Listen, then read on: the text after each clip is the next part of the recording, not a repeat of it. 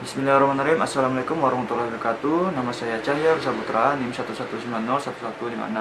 Sini saya akan membahas konsep kurikulum sebagai rencana pembelajaran. Nah, konsep kurikulum berkembang seiring dengan perkembangan teori dan praktik pendidikan. Juga bervariasi sesuai dengan aliran atau teori pendidikan yang dianutnya. Nah, konsep kurikulum dibagi menjadi tiga.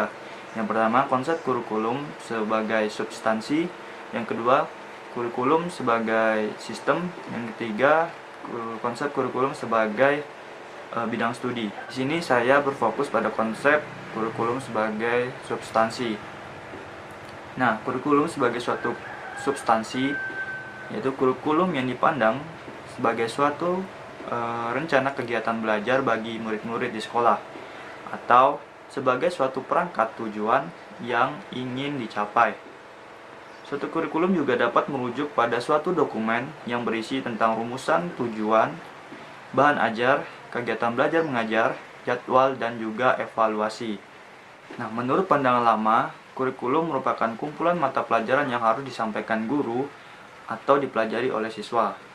Nah, Al-Syabani, sebagaimana dikutip Hasan Langgulung, mengatakan bahwa kurikulum adalah sejumlah pengalaman pendidikan, kebudayaan, sosial, olahraga, dan kesenian yang disediakan oleh sekolah bagi murid-murid di dalam dan di luar sekolah, dengan maksud menolongnya untuk berkembang menyeluruh dalam segala segi dan merubah tingkah laku sesuai dengan tujuan-tujuan pendidikan.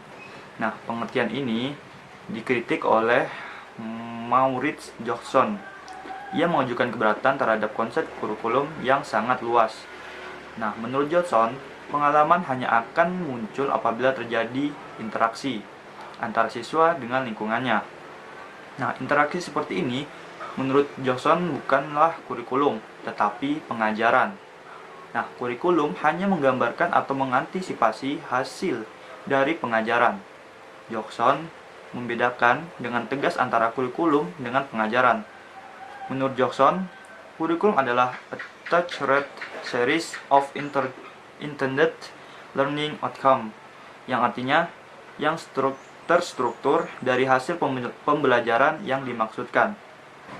Disusul oleh Beckham. Menurut dia, curriculum is a written document which may contain many ingredients, but basically it is a plan for the education of pupil during their enrollment in given school, yang artinya sebuah kurikulum adalah dokumen tertulis yang mungkin mengandung banyak bahan, namun pada dasarnya itu adalah sebuah rencana pendidikan selama pendaftaran mereka di sekolah tertentu. Beckham lebih memberikan tekanan bahwa kurikulum adalah suatu rencana pendidikan atau pengajaran. Pelaksanaan rencana itu sudah termasuk pengajaran.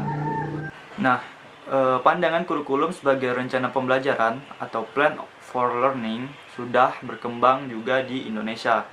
Di antaranya oleh S. Nasution yang menyebutkan bahwa kurikulum dipandang sebagai suatu rencana yang disusun untuk melancarkan proses belajar mengajar di bawah bimbingan dan tanggung jawab sekolah atau lembaga pendidikan beserta staf pengajaran. Nah, pemahaman kurikulum ini diadopsi dari UU Standar Nasional Pendidikan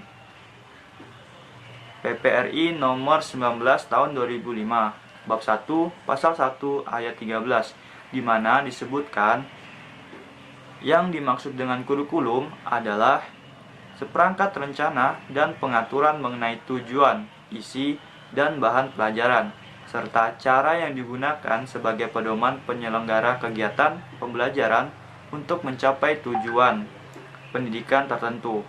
Nana Syaudi Sukmadita 2004 halaman 7. Itu saja yang dapat saya sampaikan, kurang lebih mohon maaf. Assalamualaikum warahmatullahi wabarakatuh.